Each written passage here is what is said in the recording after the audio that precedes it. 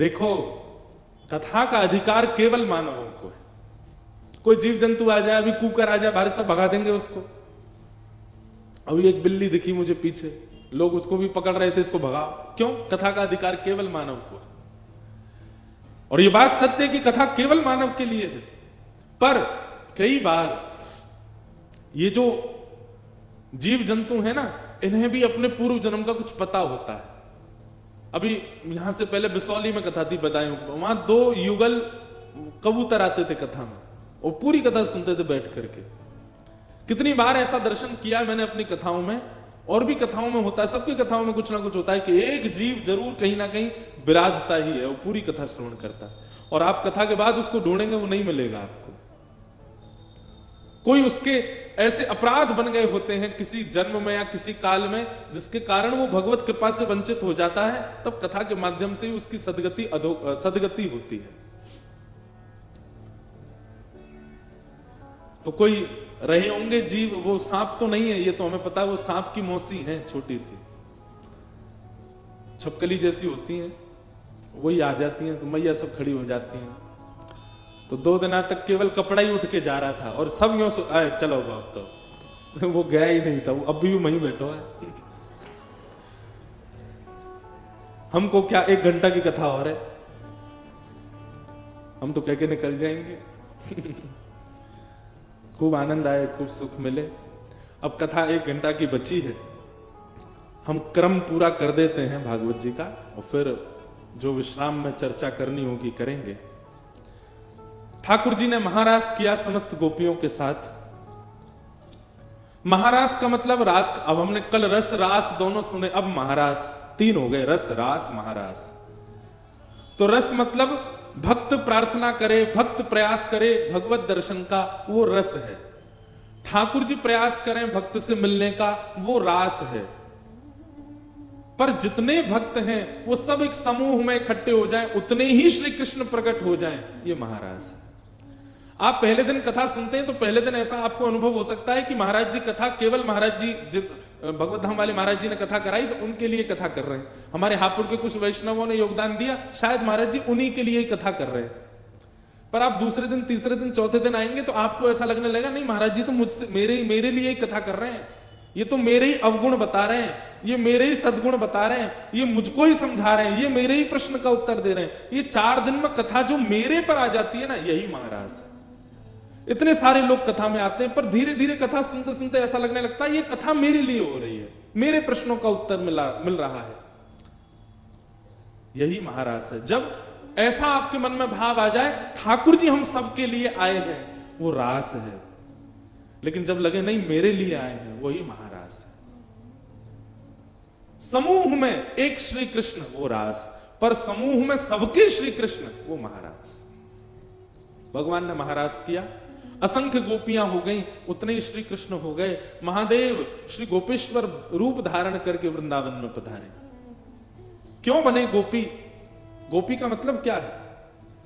जो अपनी 10 इंद्रियों से केवल कृष्ण को पाना चाहता है, जिसके नेत्र केवल श्री कृष्ण को देखें, जिसके कान केवल श्री कृष्ण को सुने, जिसकी जिह्वा केवल उनके अधरामृत का पान करे, जिसके हाथ केवल उनके कीर्तन में करताल बजावें, जिसके पैर केवल उनकी प्रदक्षिणा और उनके कीर्तन में नृत्य करें, जिसकी सर्वांगीण इंद्रियां केवल कृष्ण को चाहती हैं, उसी को ही गोपी कहते हैं। गोपी का मतलब कोई स्त्री नहीं है, कोई श्रृंगार वाली नहीं। गोपी का मतलब जो अपनी प्रत्येक इंद्रिय से कृष्ण को पीना चाहती है, उसको गोपी कहते हैं। हमारे नेत्र तो दर्शन करना चाहते हैं, पर कान सुनना नहीं चाहते, तो हम गोपी नहीं है। कान भी सुनते हैं, नेत्र भी देखते हैं, पर जीव को, कई लोगों को मंदिर का प्रसाद बढ़िया नहीं लगता। नाथ द्वार में, श्रीनाथ जी में इतना अद्भुत प्रसाद भोग लगता है ठाकुर जी को, आनंद आ जाए।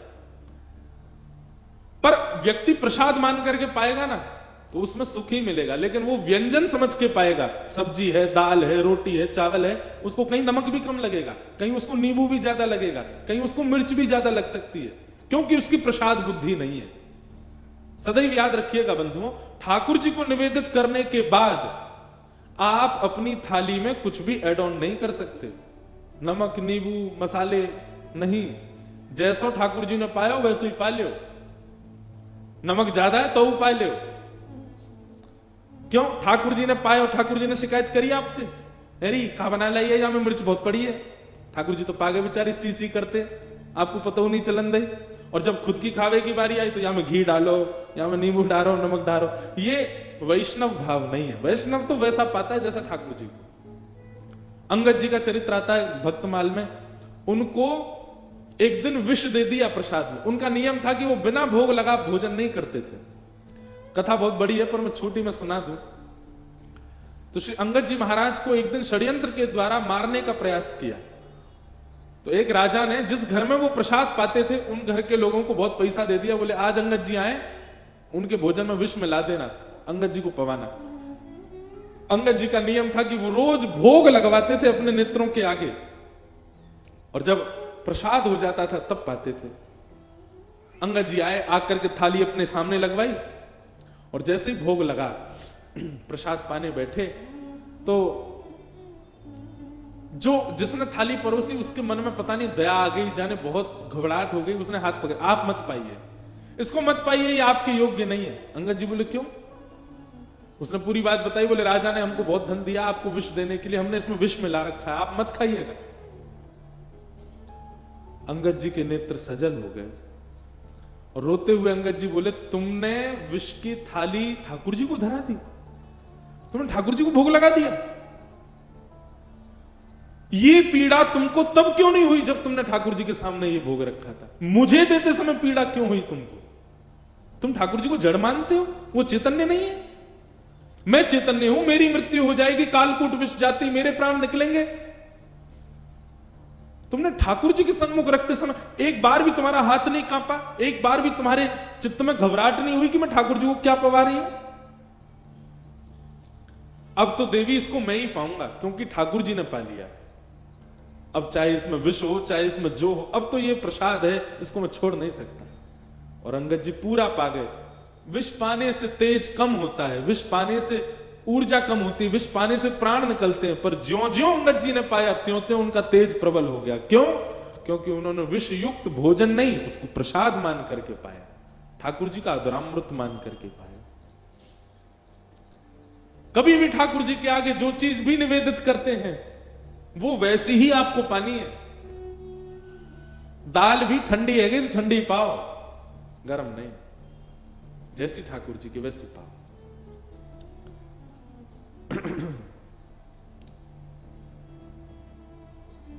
कई लोगों को दर्शन बहुत अच्छा लगता है, श्रवण अच्छा लगता है, पर उनको प्रसाद में चटोरे होते हैं, उनको यही मंदिर का नहीं पाएंगे, पाम बाहर लेंगे। आप गोपी नहीं हो। गोपी तो अपने सर्वांगीण अंग से श्री कृष्ण को पाना चाहती, चाहे जो मिल जाए वो गोपी। महादेव जैसे ही वृंदावन आए, गोपियों ने कहा हे महादेव भीतर जानो तो आपको गोपी बनना पड़ेगा। तब श्री ललिता जी ने आकर के महादेव को यमुना के तट पर प्रेम की शिक्षा प्रदान की। अब कई लोग इस पर विरोध भी कर सकते हैं, ये महादेव को ऐसे क्यों दिखा रहे हैं कि उन्होंने किसी शिक्षा ली। महादेव को सब नहीं पता, सब पता है भैया, पर वृंदावन तो वो स्थान है जहां पर ठाकुर जी को भी गोपियों से पढ़ना पड़ता है, जहां पर वृष्णिनाम प्रवरो मंत्री कृष्णस्य दैत सखा शिष्यो बृहस्पतिर साक्षात, साक्षात बृहस्पति के शिष्य उद्धव जी महाराज को भी वृंदावन आकर के गोपियों से पढ़ना पड़ा। वृंदावन में भैया सब देवता आकर के गोपी इनकी चरण रजी ले में, या हमारे इस बात पे विवाद मत करना कि भाई महादेव सब जानते हैं, वो किसी से क्यों पढ़ेंगे। नहीं, श्री ललिता जी ने उनको प्रेम की शिक्षा प्रदान की, और ज्यों-ज्यों प्रेम का उद्दीपन होता गया त्यों-त्यों महादेव अपने रौद्र रूप से करुण रूप में आते चले गए। नेत्र सजल होने लगे, कृष्ण हाँ कृष्ण हाँ कृष्ण हाँ कृष्ण कहकर के रुदन करने लगे। तभी ललिता जी ने कही अब जे गोपी बन गए, तभी चुनरी उड़ाई, मुखमंडल को श्रृंगार किया और गोपी रूप धारण करके देवादिदेव महादेव वृंदावन में श्री गोपेश्वर रूप में विराजमान हो गए। बोलो गोपेश्वर भगवान की। एक बात हमारी मानिएगा, जिसको गोपी प्रेम चाहिए या जिसको भाव चाहिए वो भाव नहीं बन पाते जैसे गोपी प्रेम के भाव होते हैं, पर चाहते हैं कि हमारा भी बने। कछु दिना श्री गोपेश्वर महादेव के पास जाके गोपी गीत को पाठ करो। एकमात्र वृंदावन में गोपेश्वर ऐसा स्थान है, पूरे भारतवर्ष का एकमात्र महादेव का ऐसा मंदिर है जहां पर श्री ठाकुर जी को गोपी गीत सुनाते हैं, जहां पे श्री महादेव को गोपियों के भाव से, ठाकुर जी के भाव से प्रसन्न किया जाता है। जहां नित्य महादेव श्रृंगार केवल और केवल श्री राधा वल्लभ राधा रमण जी को दिखाने के लिए करते हैं कि अरे मैं कहीं प्रिय लग जाऊं उनको, ऐसे गोपेश्वर महादेव आए और महारास में उन्होंने भी नृत्य किया। सबने आकर के ठाकुर जी के साथ मंगल महारास किया। 6 महीना तक महारास चलता रहा।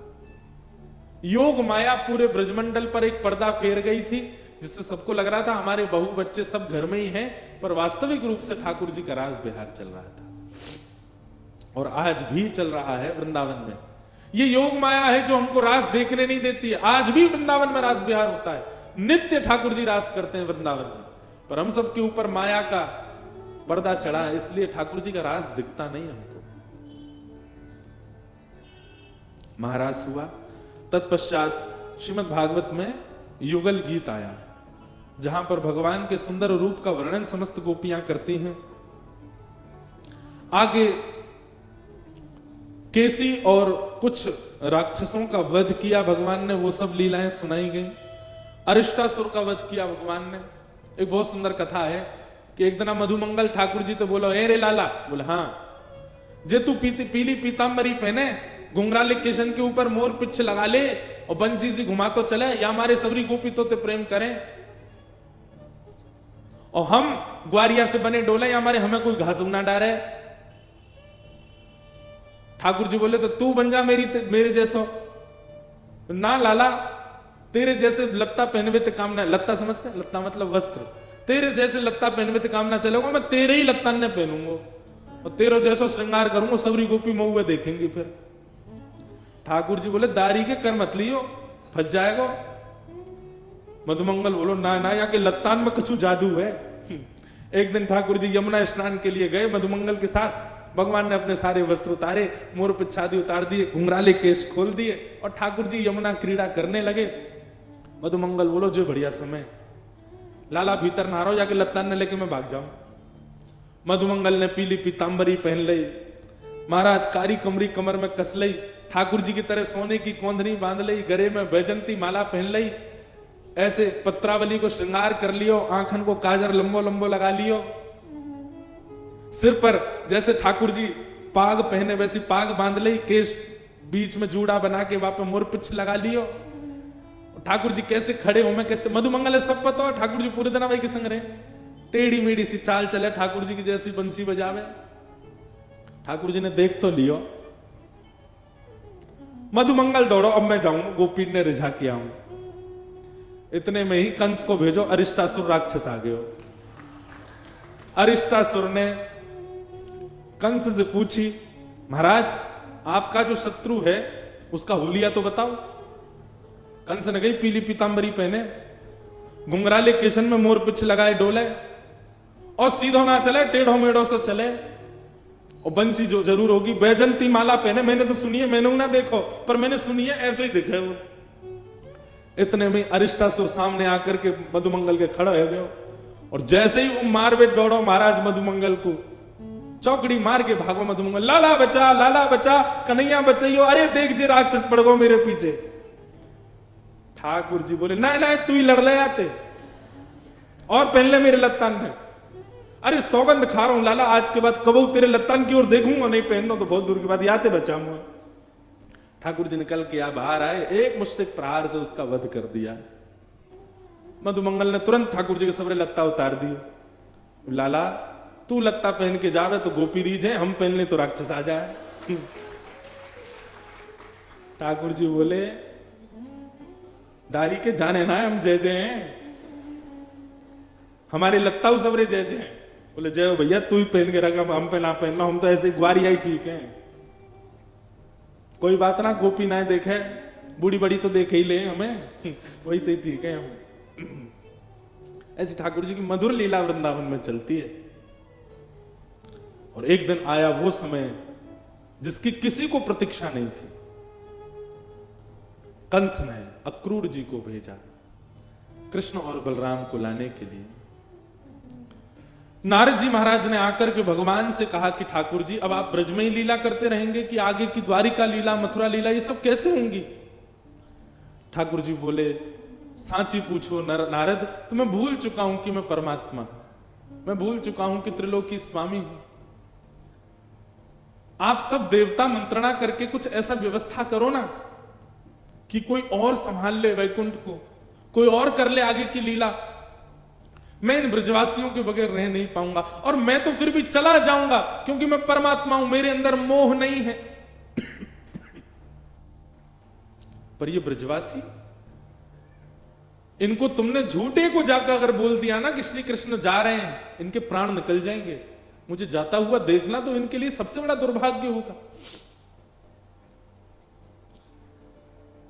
नारद जी ने बैठ करके भगवान से बहुत देर चर्चा की और ठाकुर जी से कहा, नाथ आपको आना पड़ेगा और कोई उपचार नहीं।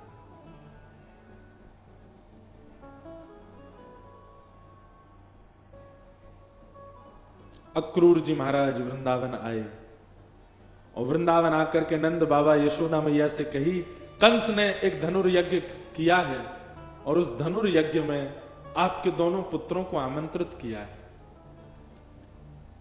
यशोदा मैया बोली, इतने राक्षस भेजे माने हमारे लाला मारवे के काजे और अब निमंत्रण भेज रहे हो? बोले नहीं नहीं, आपको शायद कोई गलत सूचना मिली, वो राक्षस कंस ने नहीं भेजे हैं। कंस तो इन दोनों को सम्मानित करना चाहते हैं। हमने सुना कुछ दिन पहले बहुत जोर की बारिश हुई तो इन्होंने गिरिराज जी उठा लिए थे, सब आप सबकी रक्षा की। तब से महाराज कंस के नित्य मन में चलता है कि कृष्ण बलराम दोनों आवे और उनको मैं सम्मानित करूं। सम्मान देने वाला कभी राक्षस भेज सकता है?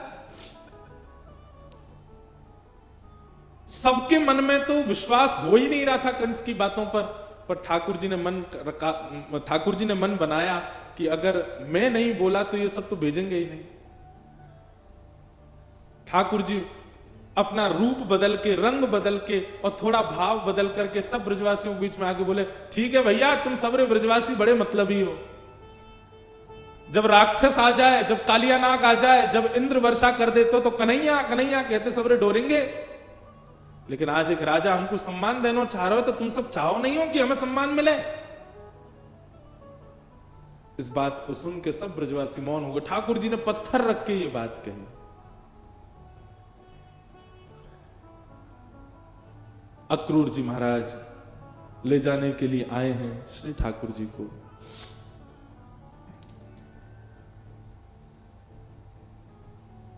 गोपियां, गोप ग्वाल, ब्रज के सब ब्रजवासी मन ही मन विचार कर रहे हैं और विधाता से प्रार्थना कर रहे हैं कि अहो विधात स्तवन क्वचित दया संयोज मैत्र्या प्रणय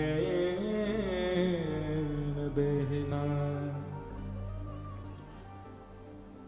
अरे विधाता, तेरे अंदर दया नाम की चीज नहीं है क्या? कहां श्री कृष्ण को हमारा प्रेमी बना दिया, कहां हम सबके चित्त में उनके प्रति इतना प्रगाढ़ प्रेम प्रकट करा दिया। और जब हम सबके चित्त में प्रेम आ गया, आज मिलने का समय आया, अब उनके संग रहने का समय आया, उनके संग अब लीला करने का समय आया, तो तू उनको हमसे दूर कर रहा है। सब ब्रजवासी मौन हो गए, बोल कुछ नहीं रहे, क्योंकि ठाकुर जी ने ऐसी बात कह दी है कि कुछ कहें तो कहीं ठाकुर जी यूं नहीं समझ लें कि ये सब हमारे शुभचिंतक नहीं है।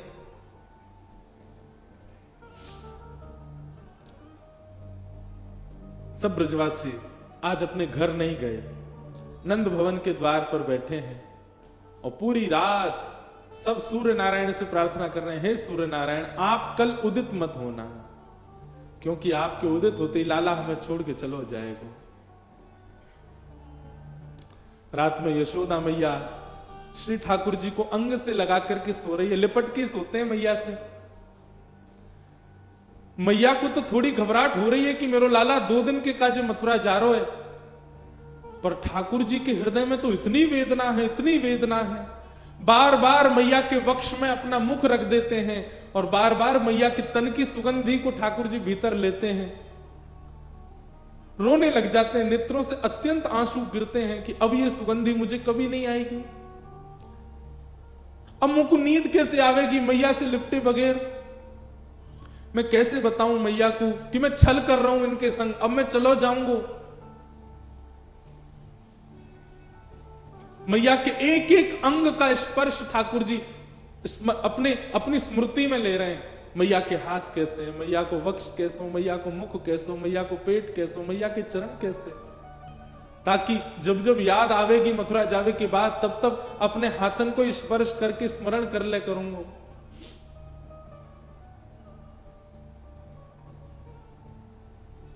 मैं एक बात अभी कह रहा था पिछली कथा में,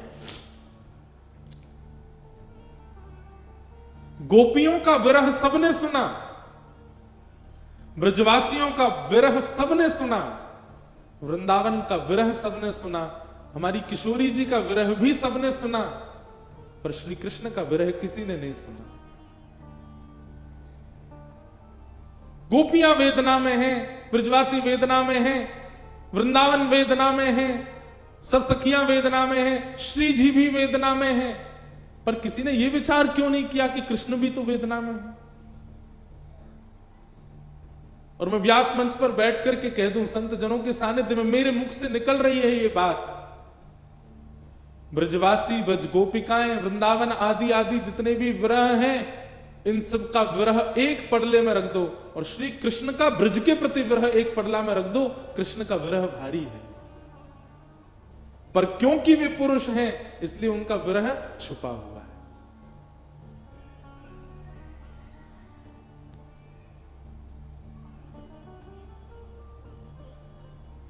ठाकुर जी कैसे संभाल रहे हैं बंधुओं, देखो, पीड़ा चित्त में होना और वही पीड़ा मुख पे आ जाना ये एक सामान्य विरह है, पर पीड़ा चित्त में होना और मुख पे ना आने देना ये एक विशेष विरह है जो श्री कृष्ण का है।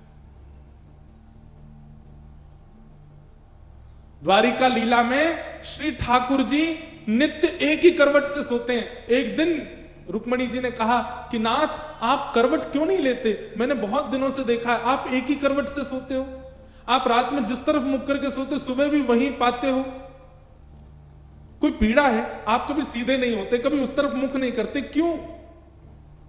ठाकुर जी कहते हैं रुक्मणी उस तरफ वृंदावन है, द्वारिका से 1500 किलोमीटर दूर है वृंदावन आज की डेट में, और जिस द्वारिका में ठाकुर जी रहते थे वो तो समुद्र में थी, और 2000 किलोमीटर मान लो। ठाकुर जी उस दिशा में चलते नहीं है, उस दिशा की ओर खड़े नहीं होते ज्यादा देर तक जिस दिशा में वृंदावन है। कितना विरह, कितनी याद आती है ठाकुर जी को वृंदावन की। द्वारिका में उन सब दिशाओं में पर्दे पड़े हैं जिन दिशा में वृंदावन है, ठाकुर जी नहीं जाते, सह लेते। आज सुबह सुबह ठाकुर जी यशोदा मैया से पहले उठ गए और उठ के स्वयं ही स्नान कर लिया। क्यों? क्योंकि अब मैया के ज्यादा स्नेह को मैं आस्वादन करूंगा तो मैं जा नहीं पाऊंगा। मैया उठी, आज आश्चर्यचकित है गई, बोले लाला तू नहा लियो? ठाकुर जी बोले हाँ मैया। तेने अपने आप श्रृंगार किया? अपनो श्रृंगार नहीं किया, ठाकुर जी ने केवल एक तिलक धारण किया है, एक माला पहनी है बस, और आज ज्यादा विशिष्ट श्रृंगार में नहीं है। बोले मैया मैं जल्दी जल्दी मथुरा जाऊंगा तो फिर जल्दी जल्दी आऊंगा ना, या हमारे मोह लगी, तू तो सो रही है तो सौंदा हूं मैं, जल्दी नहा लियो मैया। यशोदा मैया थोड़ी सी विचलित तो हुई आज तक ऐसा नहीं हुआ था। ठाकुर जी ने मन में विचार किया, अक्रूर जी से जाके कहा अभी ब्रह्म मुहूर्त है, सुबह की बेला है, सब ब्रजवासी अभी सो रहे होंगे, मैया यशोदा नंद बाबा उठ जाएं, केवल इनको प्रणाम करके हम चले मथुरा की ओर। अक्रूर जी महाराज बोले जी भगवान। जैसे ही जाकर के द्वार खोला ठाकुर जी ने, असंख्य गोपियां, असंख्य ग्वाल, सब ब्रजवासी, गैया सब खड़े हैं वहीं पर, और द्वार खुलते ही किसी के मुख से स्वर नहीं निकल रहा पर नेत्रों से आंसू गिर रहे हैं। ठाकुर जी कह रहे हैं अरे तुम सबरे सोए ना, तुम सब गए ना, अरे भैया इतना उदास काय को है रहे हो, इतना रुदन काय को कर रहे हो, मैं आ जाऊंगा ना, परसों आ जाऊंगा ना, मैं 2 दिना की तो बात है, ऐसे निकल जाएंगे 2 दिना तो।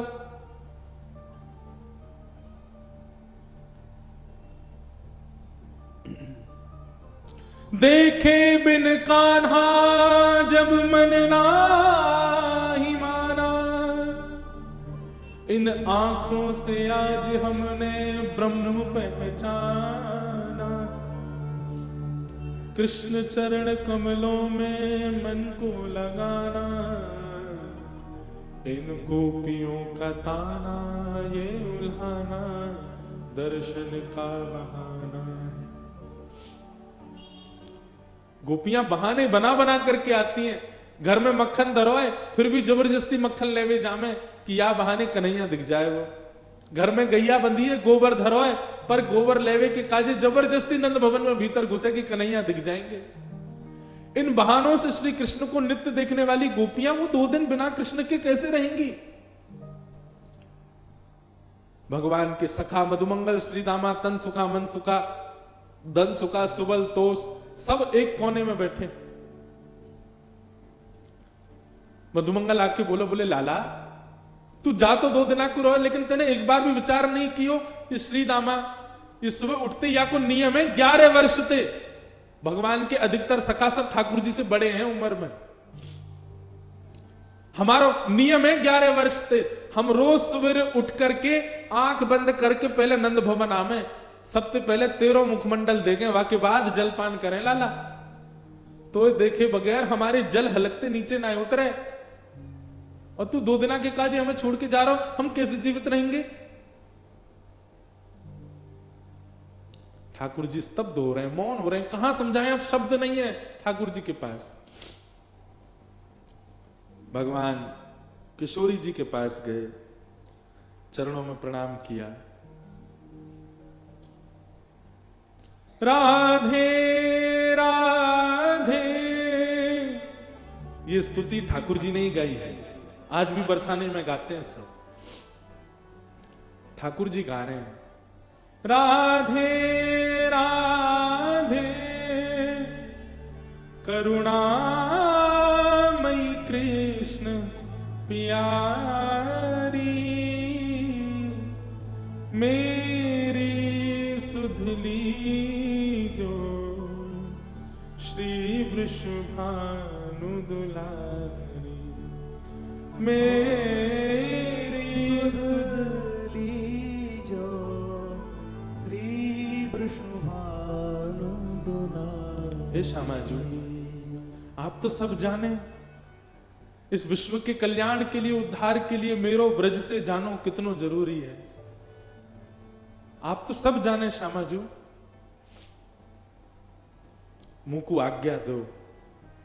हे मनोहारिणी रासेश्वरी रस रूपा, हे मनोहारिणी रासेश्वरी रस रूपा, ब्रज विलासिनी ब्रज भामिनी ब्रज की भूपा, ब्रज विलासिनी ब्रज वास ब्रज की भूपा, ललितादिक सहचरी सर्वज्ञ स्वरूपा, ललितादिक सहचरी सर्वज्ञ स्वरूपा, मेरी सुतली जो श्री वृषभानु दुलारी, ओ मेरी सुधली जो श्री वृषभानु दुलारी। हे श्यामा जी, बस आगे की यात्रा में आप मुंह पे दृष्टि रखी हो। ठाकुर जी बिना नेत्र मिलाए चर्चा कर रहे हैं। किशोरी जी कह रही हैं, श्याम सुंदर या को उत्तर मुंह कहा देना चाहिए, आप ही बता के जाओ। ठाकुर जी बोले क्यों? बोले प्रेमी यदि जा रहे हो है तो दूसरों प्रेमी वाकू रोके नहीं, तो फिर प्रेम काय बात को। प्रेमी जा रहा है तो प्रेमी तो वाकू रोकेगो, लेकिन आप शुभ कार्य के लिए जा रहे हो, मानव कल्याण के लिए जा रहे हो, और शुभ कार्य में यदि कोई जा रहा हो तो उसको टोकना नहीं चाहिए। आप जा रहे हैं विश्व के कल्याण के लिए, मैं आपको रोकूं कैसे, मैं टोकूं कैसे? और मेरो प्रेमी जा रहा है और मैं रोकूं नहीं तो प्रेम कैसे? मुझे कहा करना चाहिए श्याम सुंदर आप बता के जाओ, आपको आज्ञा दे दूं तो फिर मैं प्रेमी कैसे, जो अपने प्रेमी को दूर जावे की आज्ञा दे रही हूं? मैं टोक दूं, रोक दूं तो शुभ कार्य में टोक लग जाएगी, और मैं कछु ना कहूं तो प्रेमी जा रहा और मैं कछु ना कहूं तो फिर प्रेम कैसे? मैं कहां कहूं, मुझे कहां उत्तर देना चाहिए? हे श्याम सुंदर बता के जाओ। ठाकुर जी कुछ नहीं बोले, बस चरणों की ओर देखते रहे किशोरी जी की, और रथ में विराजमान हो गए। निर्वाक हैं, निरुत्तर हैं, निरशब्द हैं। रथ जैसे ही आगे बढ़न लगो, सब ब्रजवासियों के नेत्र सजल हो गए। नेक दूर गयो, यहां अक्रूर जी ने इतनी देर में यशोदा मैया को सब सच बता दिया था। मैया जे तुम्हारो लाला ना है, जे देवकी को लाला है। कंस से रक्षा के लिए 11 वर्ष पूर्व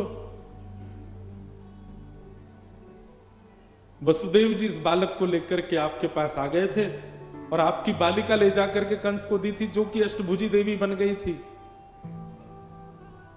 अब जे लाला अपनी जन्मदात्री मैया के पास जा रहा हो, मैया है सके कि अब लौट के नहीं आवे, आप कृपा करो। अक्रूर जी को नहीं बताना चाहिए था यशोदा मैया को, पर उन्होंने बता दिया। मैया को तो रक्त ठंडो पड़ गयो, पैर के नीचे से जमीन खिसक गई।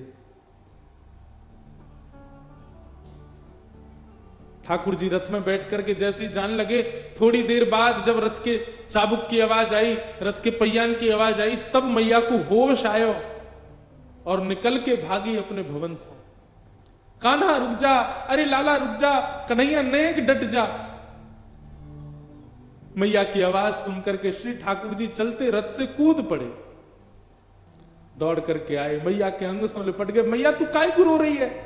मैं आ रहा हूं ना, परसों आ जाऊंगा मैया, तू रोवे मत, ऐसे करेगी तो मैं किस जाऊंगा? लाला,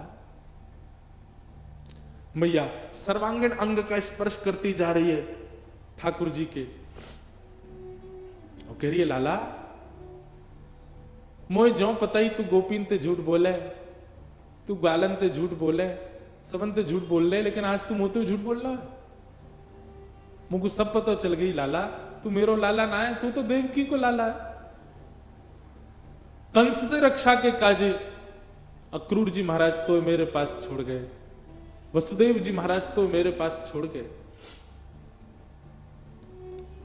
11 वर्ष 56 दिना तक मैंने तेरो पालन पोषण कियो, मक्खन खावे के काजे तो को छड़ी दिखाई, उखल में बांध दियो, कभी तेरे पीछे छड़ी लेकर के भागी, कभी तेरो कान मरोड़ दियो, कभी तेरो हाथ जोड़ते पकड़ लियो लाला, ऐसो कोमल से मेरो लाला। आज मुझको ग्लानी है रही, मैंने क्यों कियो ये सब?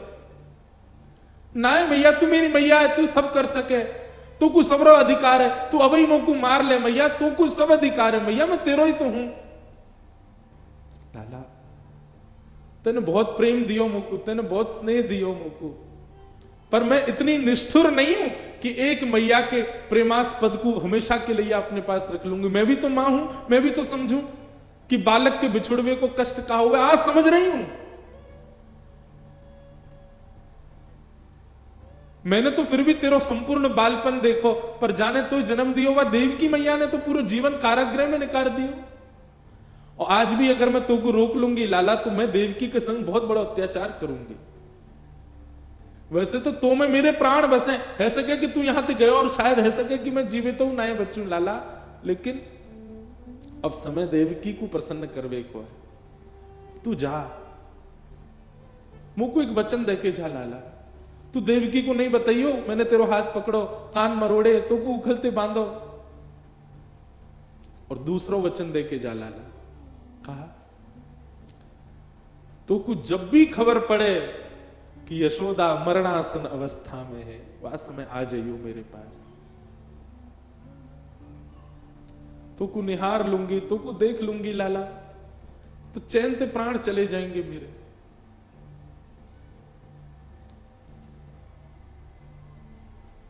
ठाकुर जी लिपट गए यशोदा मैया से, सब खड़े रो रहे हैं, अक्रूर जी तक रुदन कर रहे हैं जो ठाकुर जी को लेने आए हैं। ठाकुर जी बोले मैया तू ब्रजवासी ने मत बताइयो जे बात, ये सब प्राण त्याग देंगे अपने, इन्हें तू यही रहने दियो कि मैं परसों आ जाऊंगा। और मैया तू अपना ध्यान रखियो, मैं आ जाऊंगा जल्दी।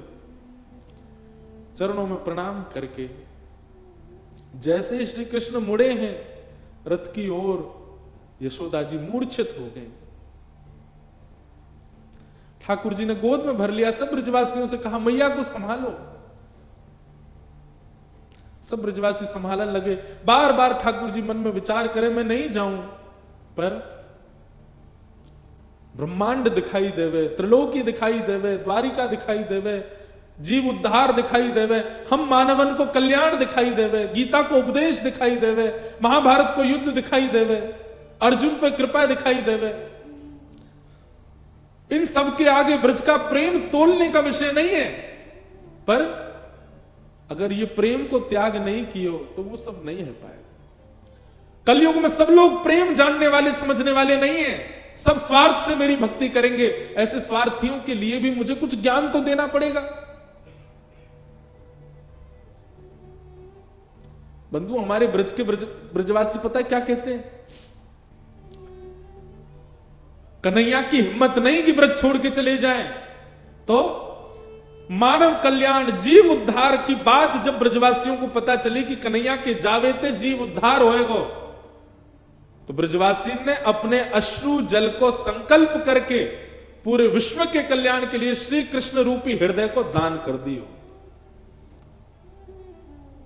जैसे दान किया जाए अपनी बहुमूल्य वस्तु को, ऐसी ब्रजवासी ने अपने अश्रु जल को हाथ में लेकर के पूरे विश्व के कल्याण के लिए कि जाओ पूरा विश्व अपना कल्याण कर लो, इनकी वाणी सुन के, इनकी लीला सुन के, इनके वचन सुन करके सब लोग तृप्त है जाओ, वैकुंठ और स्वर्ग के गामी बन जाओ। वैसे तो हमारे प्राण बसे इनमें, पर इनके जावे से यदि सबको कल्याण है जाए तो हम सब इनको भेज नहीं रहे, इनको दान कर रहे हैं आप सबन के उद्धार के लिए। ब्रजवासियों ने दान किया है श्री कृष्ण का विश्व को, नहीं तो कृष्ण हिल नहीं सकते वृंदावन से बिना ब्रजवासियों की इच्छा से।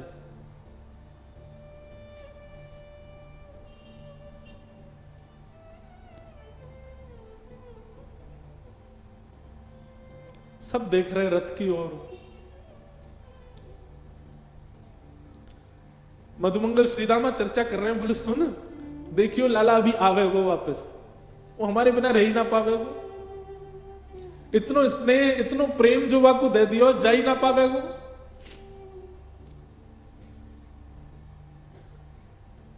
मधुमंगल बोलो श्रीदामा पर ये जा रो है, ये आना रो लौट के। आज हमें लाला पे संशय ना है रो, हमें अपने प्रेम पे संशय है रो कि क्यों ना आ रो जी लौट के। रथ दिखता रहा खड़े रहे, ध्वजा दिखती रही खड़े रहे, और जैसे ही रथ दिखना बंद हुआ, ध्वजा दिखनी बंद हुई, नहीं आए ठाकुर जी लौट के। असंख्य ब्रजवासी वहीं मूर्छित हो गए ठाकुर जी को बिना देखे। नंद बाबा बोले अरे मधुमंगल श्रीदामा, ए भैया ये क्या कर रहे हो, देख परसों आ जाएगो लाला जी, देख सब मूर्छित है गए, जल्दी जा संभालो। सब ब्रजवासी इनको लगायो, कोई जल लेके आ रहा हो, कोई जलपान करा रहा हो, गोपीन को ले लेकर के घर की ओर भाग रहे हैं। ऐसी विरह वेदना सबके चित्त में है रही है। अरे केवल मानवों की बात नहीं है, गौशाला में बंदी 9 लाख से अधिक गैया, वो उनके बछड़ा भी दूध नहीं पी रहे हैं आज, उनकी बचिया भी आज दूध नहीं पी रही है। सब केवल अपने कान उठा के श्री कृष्ण को खोज रहे हैं। बंधुओं एक बात कहूं आपसे, लिख लीजिएगा, बद्रीनाथ आपको मुक्ति दे सकता है, जगन्नाथ आपको महाप्रसाद देंगे, द्वारिका आपको सुख देगा, रामेश्वरम आपको पुण्य देगा, वृंदावन केवल विरह दे सकता है। केवल विरह है वृंदावन के पास, केवल प्रेम है वृंदावन के पास। पुण्य की कामना से वृंदावन मत जाओ, वैकुंठ की प्राप्ति की कामना से वृंदावन मत जाओ। वृंदावन केवल विरह समेटे हुए है अपने अंदर।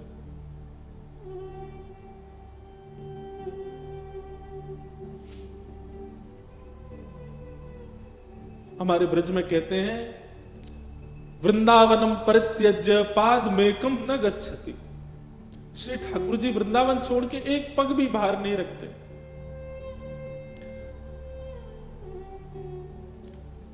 तन गया है ठाकुर जी का द्वारिका मथुरा, आत्मा तो आज भी वृंदावन में ही है, प्राण तो अभी भी वृंदावन में ही है श्री ठाकुर जी के। तो कभी नहीं जा सकते वृंदावन छोड़ करके। क्यों ब्रजवासियों के प्राण नहीं निकल गए कृष्ण विरह में? क्योंकि अब स्थूल रूप से भले ही कृष्ण नहीं दिख रहे हैं, सबके अंतस्थ में श्री कृष्ण बैठ गए। गोपियां नेत्र बंद करके अपने अंतस्थ में ही अनुभव कर रही हैं। ऐसा लगता है कृष्ण छू रहे हैं, पर आंख खोल के देखती है तो है नहीं। ये अनुभव ब्रजवासियों को जीवित रखता है, प्रत्यक्ष में वो स्थिति नहीं है।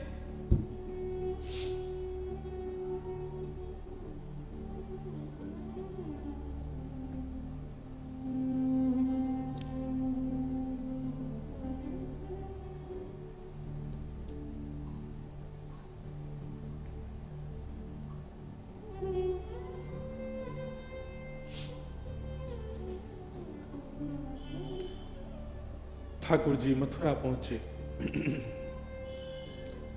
मथुरा आकर के श्री ठाकुर जी ने कुबला पीड़ हाथी का वध किया। अब ठाकुर जी की लीला में आपको ऐश्वर्य ज्यादा दिखेगा, क्योंकि प्रेमी श्री कृष्ण तो वृंदावन ही रह गए। ऐसा भी कहूं कि ठाकुर जी का स्वभाव वृंदावन में रह गया, अब प्रभाव आगे आ रहा है। वो चंचलता, वो मधुरता, वो प्रियता, अब सब ठाकुर जी ने उसको गौड़ कर लिया। अब ठाकुर जी परब्रह्म की भांति लीला कर रहे हैं, मानो अपने परब्रह्मत्व पर ही ठाकुर जी को क्रोध आ रहा है कि मैं क्यों हूं, जिसके कारण मुझे व्रत छोड़ना पड़ा। कुबला पीड़ हाथी का वध कर दिया। जितने मल्ल थे कंस के कंस के रणभूमि में, सबको मार दिया ठाकुर जी ने। और 50 सिद्धि ऊपर बैठे हुए कंस को देखा। एक छलांग मार करके ठाकुर जी उसके पास पहुंच गए, दोनों भुजाओं में कंस को उठा करके पृथ्वी पर पटक दिया। गिरते ही कंस के प्राण निकल गए। भगवान तुरंत कारागृह की ओर दौड़े। बंधु, एक बात कहूं, ठाकुर जी का एक खेल है, विरह और संयोग, संयोग और वियोग। जिस किसी को भी संयोग का अनुभव हो रहा है, तैयार रहना, वियोग आएगा जीवन में, क्योंकि ये खेल है श्री कृष्ण का। वो ऐसे ही करते हैं, जिसको संयोग देते हैं उसको वियोग देते ही हैं। और जो कोई भी रुदन कर रहा है, जिसके भी चित्त में वियोग, जिसके भी जीवन में वियोग है, परेशान मत होना, एक दिन संयोग होगा। 11 वर्ष 56 दिन पहले छोटे से एक दिना के ठाकुर जी मैया को छोड़ के चले गए, उनको वियोग दे दिया। कहां तो इतना बड़ा संयोग दिया कि उनके गर्भ से प्रकट हुए, और गर्भ से प्रकट होते इतना बड़ा वियोग दे दिया कि मैया रोती विलखती छोड़ गए। 11 वर्ष 56 दिन तक मैं किसका पक्ष लूं, यशोदा जी का या देवकी का? देवकी मैया रोज कारागृह में खिड़की पे खड़ी हो जाती है, ऊपर साधन नहीं है तो जबरदस्ती घड़े पे घड़ा रख के या कोई ऐसी व्यवस्था करके खिड़की के ऊपर खड़ी हो जाती है, और वहां से वृंदावन से आने वाले लोगों को बुलाती है। बोले सुनो, कहां ते आ रहे हो? बोले हम तो वृंदावन ते आ रहे हैं। अच्छा, तुमने वृंदावन में कुछ देखो? अरे बड़ी सुंदर लता, गुल्म, यमुना जी, ऐसी रेणु, ऐसी गैया, ऐसे गोपग्वाल। देवकी मैया बोले सबसे सुंदर कहा है वृंदावन में? मैया सबसे सुंदर तो यशोदा को लाला है। अरे मैया कैसे चले, कैसी बात बनावे, कैसे नैन मटकावे, वाके अंदर तो ऐसी सुगंधी आवे। अरे हम तो सांची पूछो, हम तो भैया देखवे जामे। द्वार वहीं खिड़की पर खड़ी खड़ी देवकी रुदन करती है, मैं कब देखूंगी अपने लाला को। काश इन्होंने यशोदा की लाला की जगह एक बार कह दिया हो तो देवकी को लाला। उनका विरह कम नहीं है। 11 वर्ष 56 दिन कहां ब्रजमंडल में इतना आनंद, इतना सुख, इतने उत्साह। कई लोग मुझे बोलते हैं ठाकुर जी क्यों, कितना बुरा किया ठाकुर जी ने ब्रजवासियों के साथ। ठाकुर जी को देवकी का विरह दिखाई दे रहा है। जहां लाखों नर नारी आनंद कर रहे थे, वहीं एक कारागृह में बैठकर के सिसक सिसक के रो रही है देवकी। पता चला जब देवकी को कि मेरे लाला ने गिरिराज जी उठाए हैं, 7 दिन तक अन्न जल नहीं पाया, केवल जल पी करके व्रत कर रही है कि मेरे लाला स्वस्थ रहे, मेरे लाला को कोई पीड़ा नहीं हो। जैसी पता चलती कोई राक्षस वृंदावन चलो गयो है, देवी की मैया उसी समय तप में बैठ जाती। हे विधाता, आप जैसे कहेंगे वैसे जीवन जीऊंगी, पूरी युवावस्था मैंने जेल में निकाल दी, बस मेरे लाला को स्वस्थ रखी हूं, प्रसन्न रखी। आज 11 वर्ष 56 दिन बाद उस कारागृह में चंदन की सुगंधी आ रही है। उस कारागृह की ओर एक प्रकाश आ रहा है। जैसे देवकी मैया ने कारागृह के द्वार से झांक करके देखा, श्याम वर्ण है, मधुर कटाक्ष नेत्र हैं, अद्भुत अधरामृत है, घुंघराले केश हैं, सुंदर पटका डाले हैं श्री ठाकुर जी, त्रिभंग लली श्याम सुंदर, टेढ़ी सी चाल चलते हुए आ रहे हैं मैया की ओर। जैसे मैया ने देखा, देखते ही मैया तो न्योछावर हो गई लाला पे। मेरो कन्हैया आ गयो, मेरो लाला आ गयो। जेल के भीतर ही नृत्य करने लगी। ठाकुर जी दौड़े मैया के पास, ताला खोल के भीतर प्रवेश किया, मैया ने अपने अंक में भर लिया। 2 बार मूर्छित हो गई देवकी, ठाकुर जी को अंक में भर के। ठाकुर जी ने बहुत स्नेह किया। मैया ने लाला को हाथ पकड़ लिया और पकड़ करके बोली, लाला अब तू नहीं जाएगा मुझे छोड़ के, कहीं नहीं जाएगा, कभी नहीं जाएगा, वचन दे मुझको, नहीं तो प्राण त्याग दूंगी। ठाकुर जी के चित्त में यशोदा का भी स्मरण होता है। देवकी मैया, मैया मैं तो वचन दे रहा हूं, अब नहीं जाऊंगा, अब तेरे पास आ गया, तेरे पास ही रहूंगा मैं। श्री कृष्ण का विरह कौन सुनाता है? श्री कृष्ण का विरह कौन गाता है? उनकी वेदना कौन समझ पाता है?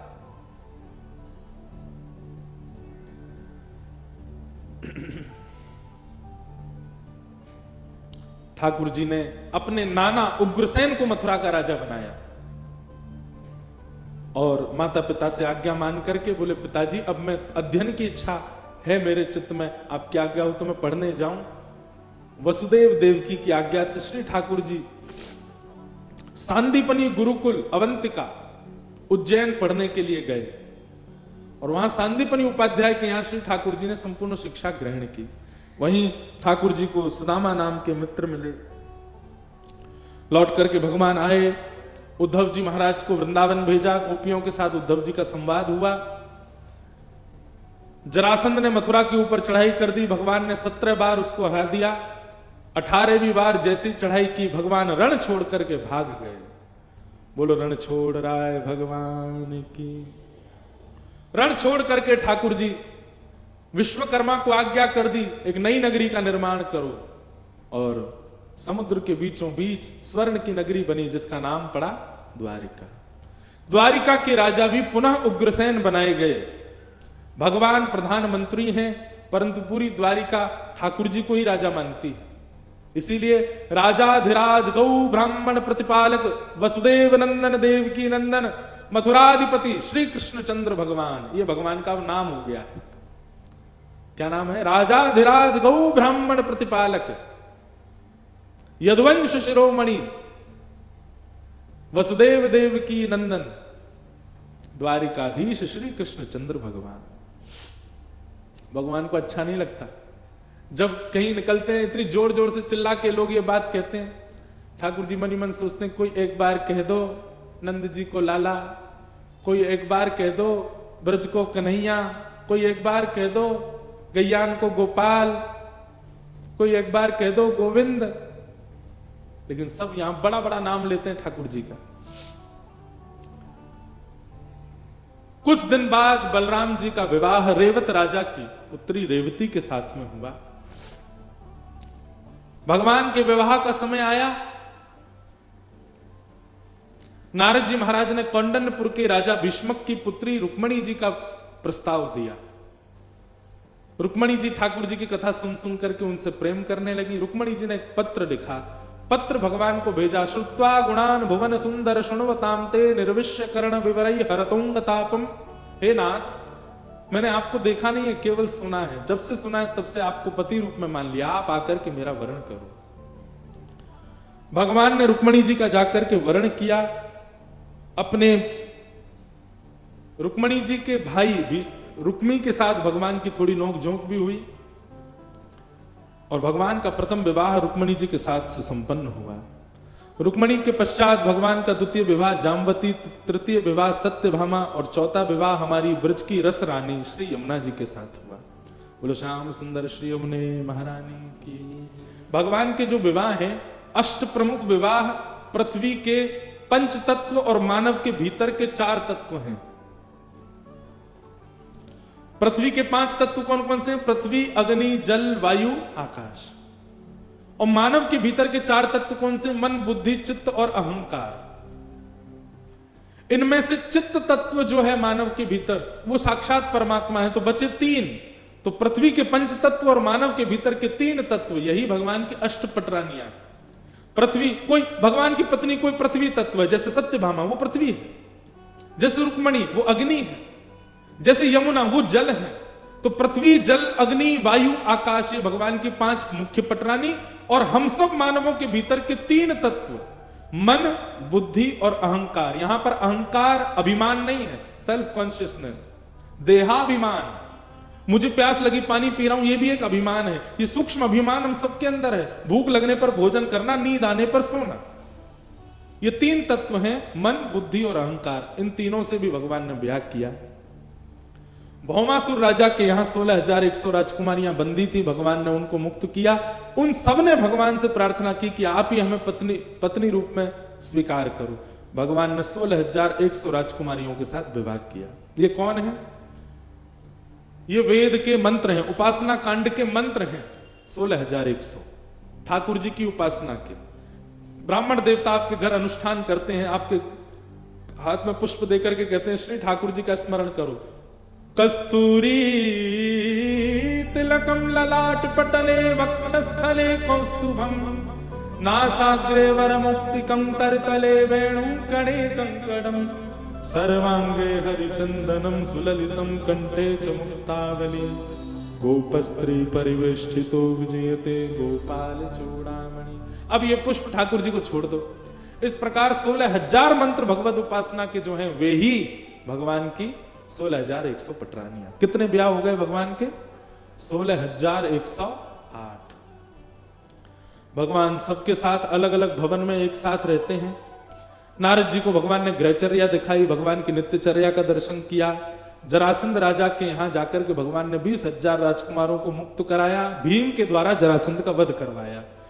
पांडवों का राजसूय यज्ञ था, उसमें ठाकुर जी पहुंचे, वहां जाकर के शिशुपाल का वध किया। भगवान अपने बालकों को ज्ञान उपदेश करते हैं पर बालक नहीं मानते और इसी बात से इन बालकों ने संतों का अपमान किया, जिसके कारण यदुवंश को मरने का श्राप मिला।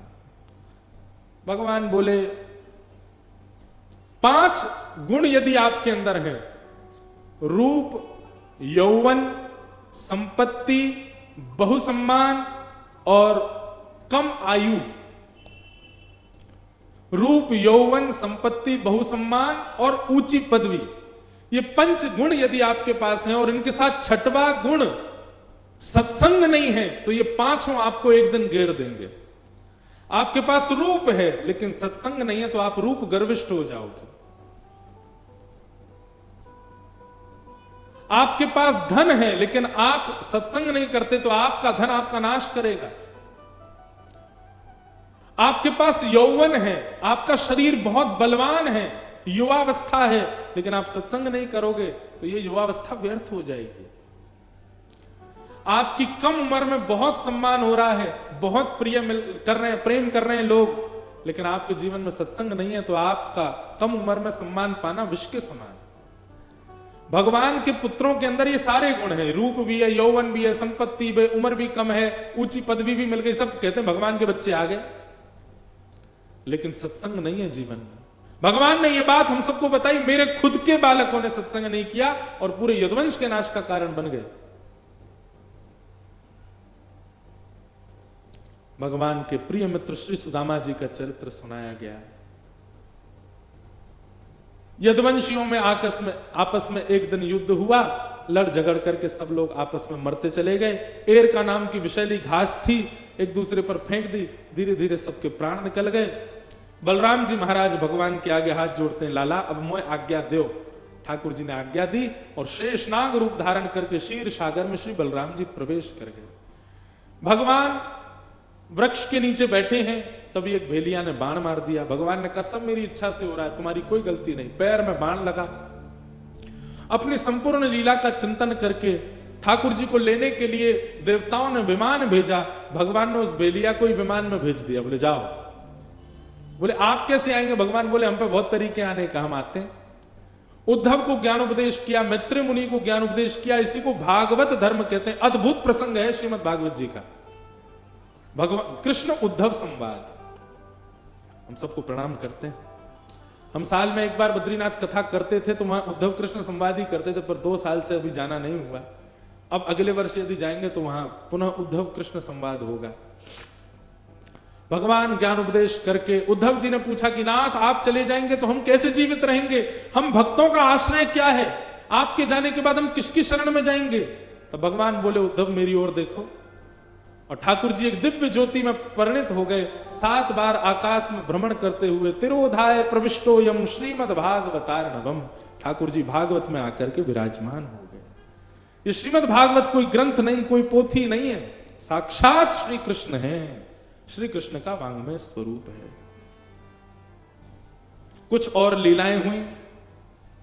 यहां अर्जुन ने जाकर के सबको बता दिया, भगवान लीला पूरी करके चले गए। पांडव परीक्षित को राज्य गद्दी पर बिठा के स्वर्गारोहण को चले गए। परीक्षित जी महाराज बड़े हुए, एक अपराध संत का बना, ब्राह्मण ने श्राप दे दिया। 7 दिन तक उन्होंने शुकाचार्य जी से कथा सुनी। आज 7वां दिन है। सुखदेव जी महाराज कहते हैं परीक्षित तुमने 7 दिन तक कथा सुनी, आज कथा का विश्राम है। तक्षक सर्प आकर के तुमको डसेगा, बताओ तुम्हारे मन में क्या चल रहा है? श्री परीक्षित जी महाराज कहते हैं भगवान मृत्यु देह की होती है, आत्मा की नहीं होती। ये कथा सुन करके, नियम करके, अनुष्ठान करके, ठाकुर जी से प्रेम लक्षणा भक्ति करके शरीर तो व्यक्ति यही छोड़ देता है, उसकी आत्मा परमात्मा में विलीन हो जाती है। आपकी कथा से भी मैं अब इस बोध से अवगत हो गया हूं कि तक्षक सर्प शरीर को डसेगा, शरीर तो यहीं रह जाना है, आज नहीं तो कल। आज आकर के डसेगा तो आज ही रह जाएगा, पर मेरी आत्मा आपकी कथा के द्वारा इतनी प्रसन्न हो चुकी है, इतनी ज्ञान युक्त हो चुकी है कि वो मुक्त होकर के भगवत धाम को प्रस्थान कर जाएगी। त्वम तु राजन मरिष्येति पशु बुद्धिम इमाम जहि। मैं मरूंगा, ये एक पशु बुद्धि है, तन मरता है, मैं नहीं मरता, मैं तो एक आत्मा हूं। अगर कर्म बचे होंगे तो दूसरा जन्म ले लूंगा, और कर्म निवृत्त हो गया होगा तो भगवत प्राप्ति कर लूंगा। इस प्रकार भगवान सुखदेव जी की कथा सुनकर के परीक्षित मुक्त हो गए। सुखदेव जी उठ करके वहां से प्रस्थान कर गए। बोलो सुखदेव जी महाराज की। सुखदेव जी व्यास मंच छोड़ करके वन की ओर प्रस्थान कर गए। तक्षक सर्प ने आकर के स्पर्श किया, राजा परीक्षित का देह जल गया और उनकी आत्मा दिव्य आत्मा हो गई, और विमान में आरूढ़ होकर सबको दिखते हुए, सबको दर्शन देते हुए श्री परीक्षित जी महाराज भगवत धाम को प्रस्थान कर गए। बोलो भागवत महापुराण की जय। यहाँ पर और भी कई प्रसंग हैं, सबको हम प्रणाम करते हैं। मार्कंडेय ऋषि ने प्रलय का दर्शन आदि किया, सबको हम वंदन करते हुए श्रीमद् भागवत जी का अंतिम श्लोक सब लोग मेरे साथ 3 बार दोहराएंगे।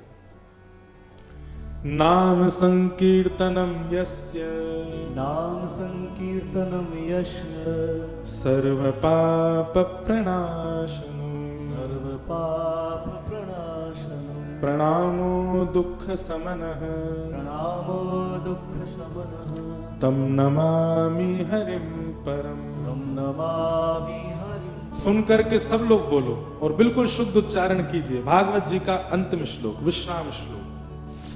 नाम संकीर्तनम यस्य नाम संकीर्तनं यस्य सर्व पाप प्रणाशनम सर्वपापप्रणाशनं प्रणामो दुख समनः नामो दुःखशमनः तम नमामि हरिम परम। तं नमामि हरिं परम्। नाम संकीर्तनम यस्य नाम संकीर्तनं यस्य सर्व पाप प्रणाशनम सर्वपापप्रणाशनं प्रणामो दुख समनः प्रणामो दुःखशमनः तम नमामि हरिम परम। तं नमामि हरिं परम्। नाम संकीर्तनम यस्य सर्व पाप प्रणाशनम प्रणामो दुख समनस्तम नमामि हरिम परम।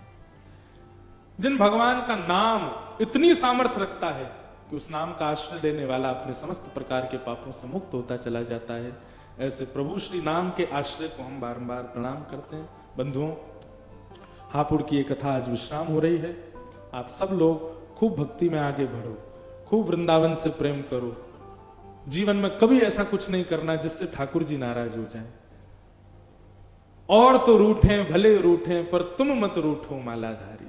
भैया रूठ जाए, दीदी रूठ जाए, पिताजी रूठ जाए, मैया रूठ जाए, पति रूठ जाए, बच्चे रूठ जाए, ठीक है चलेगा, संसार रूठ जाए, पर हमारे श्याम सुंदर नहीं रूठे। ऐसी कोई क्रिया उनसे ना बने, इसका ध्यान रखना। आज तक यदि बनी है तो अब ना बने, ऐसा संकल्प ले लो।